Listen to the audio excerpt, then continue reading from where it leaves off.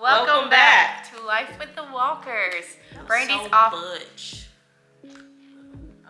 Brandy's off today, and we figured we'd just spend some time together. Yeah, thank you.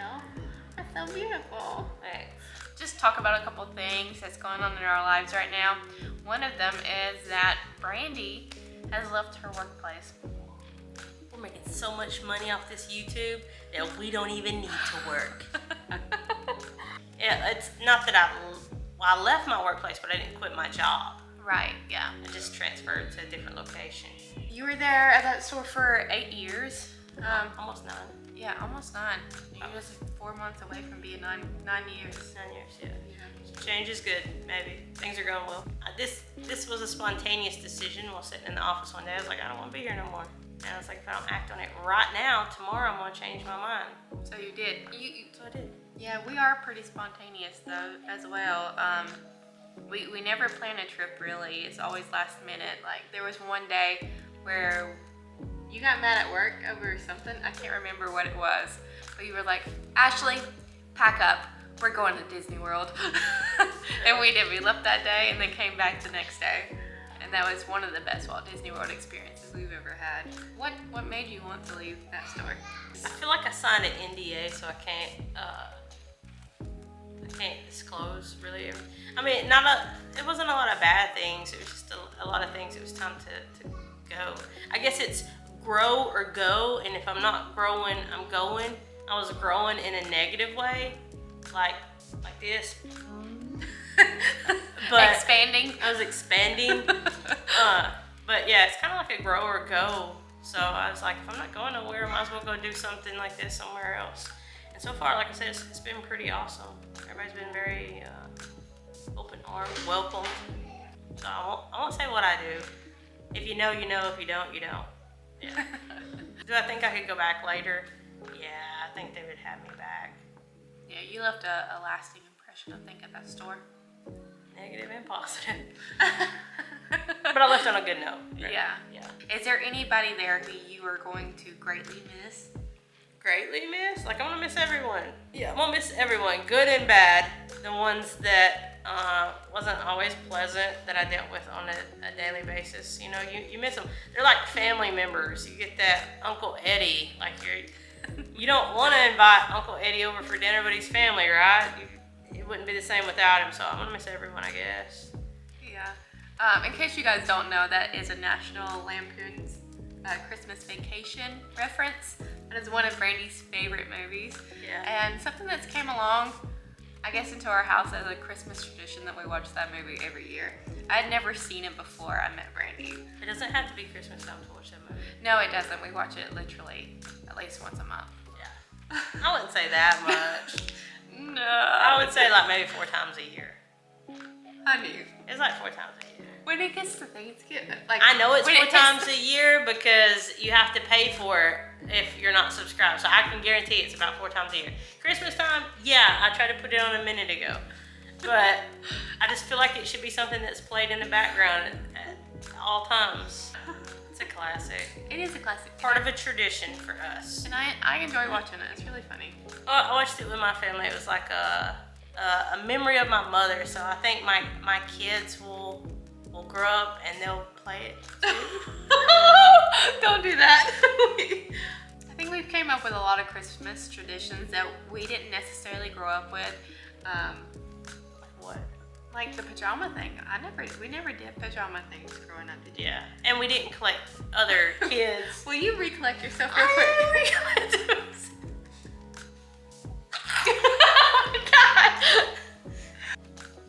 Pajama time and collecting kids. Collecting kids? Yeah, because every year we get different kids. Pajama mornings. You didn't do that with your family, right? You guys just posed in camouflage pictures. Our family dressed in camouflage. Talking about seeing that on someone's wall one time. I was like, oh, Ashley, this must never get leaked out to the public. Later, I'll find that on my phone and link it. Man, honey. All I could see was their faces. There was no bodies. They were all in camouflage. Just little faces floating there. Moving forward. Yeah, but Christmas up here, I love it. We have a great family tradition, I think. One of the things that we do for our Christmas time is we open our presents. So Santa comes and brings presents on Christmas Eve, of course. But we have presents that we purchase for the kids that we put up under the tree, and we open them like a week early sometimes. Yeah, based on whenever the trash runs. Yeah, so there's not so much trash piling up on the same week. We just don't want to do presents and Santa the same day. Yeah, it's a lot. Trash can be a lot, and I think as you get older, trash day is the most important day of the week. It is. And you don't want to miss it, especially on Christmas week. I think something that's different for us too these past couple years is that every Christmas we have a different amount of kids. And I don't know how the Platts were able to even raise 9 kids consecutively. Yeah, they had 9. Yeah, we're still watching that. Yeah. For anyone that's curious. Last night at 2 o'clock in the morning, Brandy thought it'd be a great time to increase the volume on our TV. Getting old, I don't want to hear the shame. So that she could catch up on the Life with the Plus. Yeah, I was like, what did Isaac say to Ethan just then? And I was like, click, click, click, click, click. And I could feel Ashley like, Yeah, I rolled over and I watched probably about 40 minutes of TV. And I was completely lost. But apparently the oldest son and Olivia are separated at where we are right now. like taking a break. Yeah, Yeah, taking a break. they're still together, but they're living in different houses. Yeah. Yeah, so they're putting their house up on the market is where we're at. It's crazy how family drama or in-laws can hinder a relationship. That probably started the problem with them. Yeah, because I think they ended up losing contact, period, with the parents. So that Not they losing, cutting off contact. Right. Yeah. So that they can, take out the toxicity Yeah. for their relationship. But then it really didn't even fix anything because Ethan was really attached to his family, and I guess whenever that happened, he broke that attachment and I guess had to find himself without his family. I guess it made him look at, how supportive is my family for what I think's best for me. And I think it's very selfish of families to still feel like when their children become adults that they know what's best for them. You can't live their life for them. Right. And I think that's what he's starting to realize. What's your thoughts? I don't know how they got there. Are you still feeling like the daughter-in-law's at fault? I do think it's probably like a push and pull kind of thing.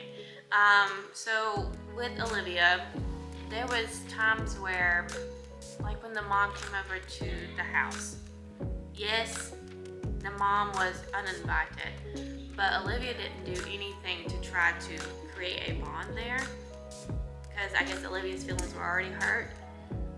Yeah, but I don't think a forced bond should be there. Like, once you make someone feel that they're not welcome or not part of the family, it's really hard to ever mend that, nor may it ever be mended. Like, sometimes they're just like, I don't want to be a part of this. Why would I want to be a part of this when I already feel this way? I've already been shunned.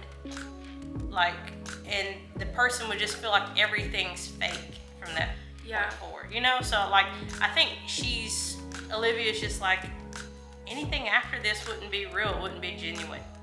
Right. Like, if you have to have these talks about it, like, it's not genuine to begin with. And I think we talked last time over there about how things are so relatable. Mm-hmm. Like, I enjoy things that are relatable. I like history because it really happened, or things I can relate to. I'm like, oh, I felt that way before. I know what it's like to feel that way. Have you ever been with anyone? So I don't have a really close family. I really wouldn't say I have much of a family. Right. Like, it's definitely different up here. We don't have a village. No, nor have we ever had a village. But before me, would you say that you were ever, did you ever date anyone that you had close family ties with that they didn't make you feel welcome? I never dated anybody before you. No, seriously, did you ever have a family that's like, oh, that didn't make you feel welcome? Or have all the families like, oh, Ashley, welcome to the family? Well, I've only dated one person before you. I mean, I can say that I was, you know me as a character. I guess I was very timid towards the other person's mom, she was had a lot of heavy mood swings and would throw things when she got angry. Yeah. And I guess I was very timid towards her, and I did not feel welcome because it was whenever she was seen from work, she would always be in a bad mood like that. So no, I did not feel welcome in that environment. She probably didn't like her job. She probably did. And then whenever I moved up here to Tennessee, where I eventually met you, I know that the grandmother and I definitely had words back and forth about the fact that I didn't try hard enough to be part of their family and that kind of stuff. So maybe I kind of have felt that before.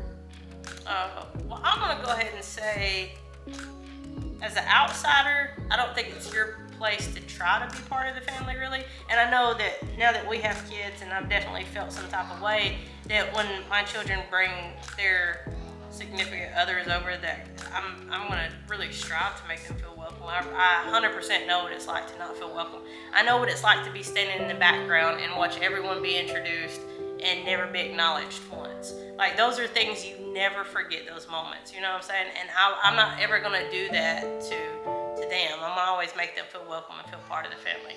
I know prior to you, a lot of what we do now was encouraged by my previous relationship. Their family was awesome. They always made me feel welcome. They always had big Christmases, and they would have all their children and all their children's spouses come over, and they always made everyone feel included. It was nice, and I'll probably never have that ever now that we're married. You know, like, that family is never going to happen. Are you saying I'm not good enough for you? It has nothing to do with you. I'm referencing it to the in-laws. Well, at the same time, like, I know growing up, that is what my grandmother would do. She would always have all these presents for everybody. And even if it was like presents that weren't quite suitable for you, she tried to have presents for everybody. And if we would ever make it down there for Christmas, which she's not doing that anymore. I'm gonna go on the record really quick and say that it's not about the gifts. The gifts were a plus or whatever. It's not about the gifts. It's all about that energy. Are you welcome? Do they call you? Do they treat you the same as all the other spouses? Out of all the other children's spouses, are you treated equally? No, and all I'm referencing is, previous to this, I was an equal, and then in this one, no, I'm not an equal. It's not a big thing. Like, it lives rent-free up here, I guess. I try not to dwell on it unless we talk about it, but like, it lives rent-free up here. And so, like, when Ashley's like, let's go to South Georgia, I'm like, I know she wants to be there. And, well, I know she wants to see her family and stuff. It's just, it will never be an need for me. And given, I love her grandma. I think her grandma's great. Her grandma has always made me feel welcome. She always sends, like, holiday cards, birthday cards. We even text each other. I wonder if she knows it's me. But, like, sometimes she'll be like, thank you, Brandy, and then sometimes she'll be like, thank you, Ashley, or whatever. But, like, we text each other, and I think she understands now. You know, I think she gets it. So that was big, and that's happened a couple years back. It's not new. No, yeah. So Ashley's grandma's been good to me. Yeah. That's always a very sore subject. I'm not sore about it. No, like it's sore for me because, like, my personality is I don't want to upset anybody.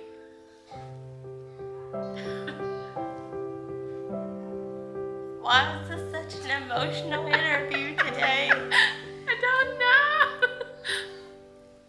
When you say I don't want to upset anyone, are you upsetting someone, or are you standing up for what you believe in? I'm not, no, I'm just, can I breathe for a second? No, it's not the fact that it's upsetting. That's not the right words. It's just the fact that, putting, like, I guess I hate that I've put you in a place where you don't.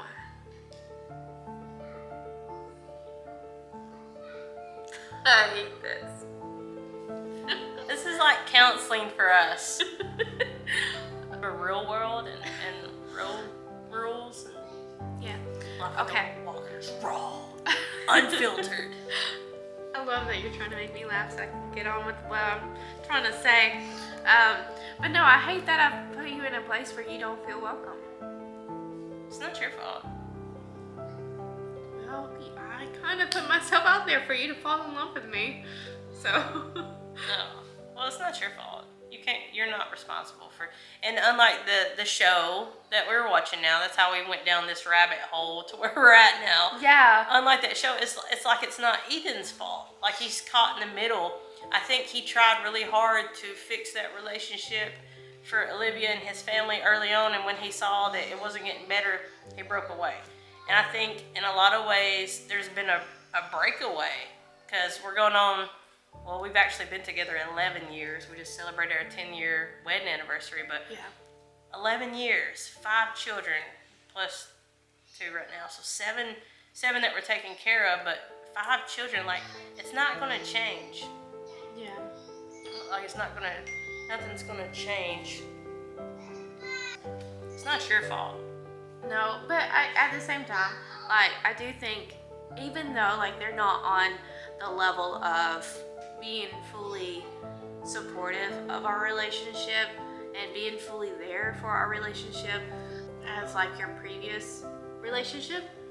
Like the same outlet, the same, Yeah. hey, I got this wiring problem, like I could call her dad and he would walk me through it, or Well, there's a difference there. Like, my dad wouldn't know that stuff. no, he probably would. No, But, no, there my dad is a doesn't. difference. There's a difference. There's a really big difference. There's a, I don't know, what is the difference for me? They're not on the same level of supportiveness, but they haven't said, okay, I'm not going to be part of your life. I'm not going to support your marriage at all. That didn't require words for that to be said, for the record. But go ahead. But I mean, I do still see them as being part of our lives. What do you mean how? How are they a part of our lives? They are as much of a part of our lives as they can be. Why? What do you mean why? Why is it limited? I think finances are a big part. Finances Money. have nothing to do with the inclusiveness. Finances have nothing to do with that at all. Making someone else feel included costs $0.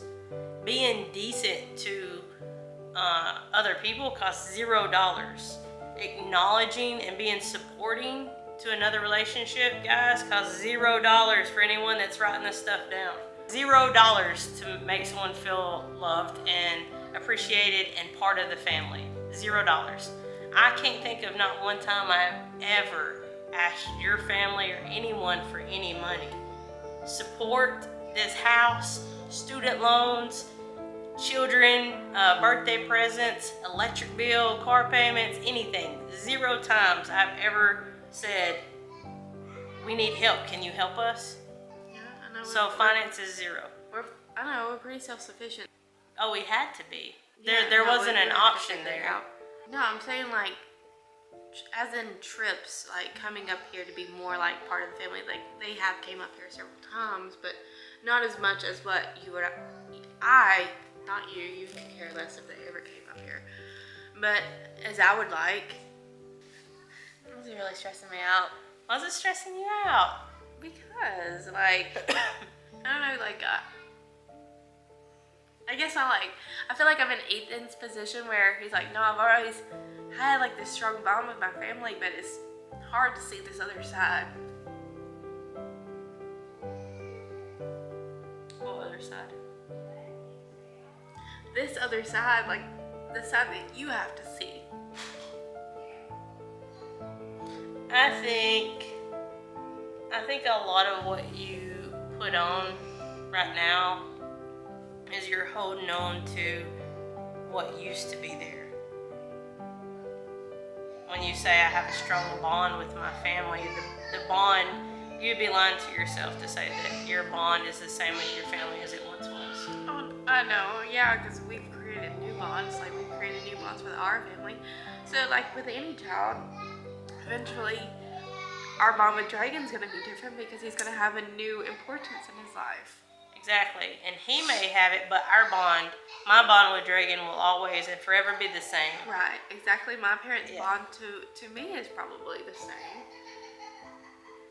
But our bonds as children to our parents always changes.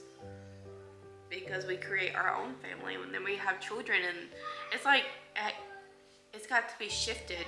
Your bonds can't always remain because it's got to be shifted for your own children and your own family. I don't know. I don't want to talk about this anymore. It's always the hard conversations that are, I guess, hard to have. It's hard to I guess holidays are probably always going to be the worst. And me, like we said last time, when I form my opinion, it's formed. Yeah, Brandy holds grudges. Are they grudges? Really? Like, I call them grudges, but I mean, like I said a few minutes ago, I'm a fan of history. Like, I love history. I love history. And history exists so we can learn from it and not go down that path again. And for me, when someone does something and they put up that wall, I'm just like, okay, I'll go this way. Like, I'm not going to revisit it again. You can't go back 10 years and make things right. Did you regret that though? Regret what? Not going back and revisiting that wall, that brick wall, when you lost your mom? No. See, I should try to pull a reversal and shift all this bad. I did everything I could do. So, I don't feel bad about it because I did everything I could do. Just like in this situation, I feel like we did everything that we could do. That we opened that initial door for, hey, you're invited, come be present. No. And I did the same thing, with my mom. I said, hey, this is here, be present, and then, so you can only do so much, I guess. Maybe there might be a little bit of regret, but it wasn't anything I could change. Just like in your situation, it's nothing you should change. So you can't really beat yourself up about it. We just have to live our life. Yeah. Anyways, some of the things that these people miss out on are birthdays. We have a birthday that we're going to celebrate tomorrow, and that's going to be Andy. She'll be two Saturday, actually, but we're going to do a birthday party tomorrow. She just runs around here, all you see is hair. Yeah. Her hair is so long. This is the only baby that we've ever had to grow hair that long. Yeah. I mean, I think it's longer than Eliza's. Oh, it is. 4. It is, yeah. But, and speaking of birthdays, Eliza had a birthday back in October, and I never posted that video because I was so busy making all those freaking Halloween costumes. So we'll end the video here with Eliza's birthday. So I hope you enjoyed our emotional day and talk and therapy. A therapeutic holiday conversation. And tune in next time to see what else we talk about. You're probably not gonna. You're probably gonna be like, I don't want to be sad. Unsubscribe. Oh, now we're down to 10. Yeah. All right. But hit that like button and subscribe. Our sad button. The sad button. Comment down below that sad. Anyways, thank you for watching. Bye.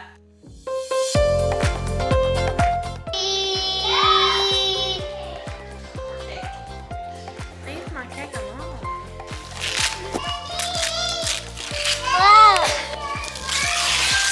Dragon, your own pickup. The Barbie.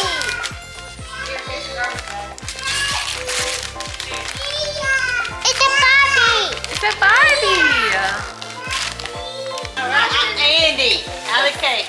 Happy birthday to